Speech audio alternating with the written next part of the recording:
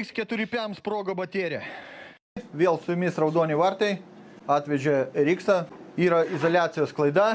Iš išorės nieko nesimato, viskas kaip ir gražu. Toj bandysim ardyti, žiūrėti.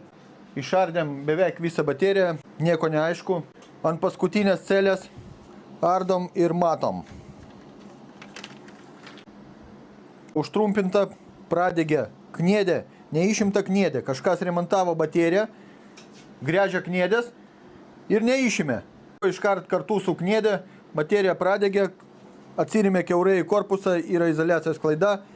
Šitą bateriją celę jau būtinai reikės keisti. Toj bandysim viską surinti, subalansuoti, atidavinėsim klientui. Kiekvieną penktadienį mes darom profilaktiką savo aparatūrai, darom metrologinius matavimus, viską žiūrim, prapučiam nuo dulkių.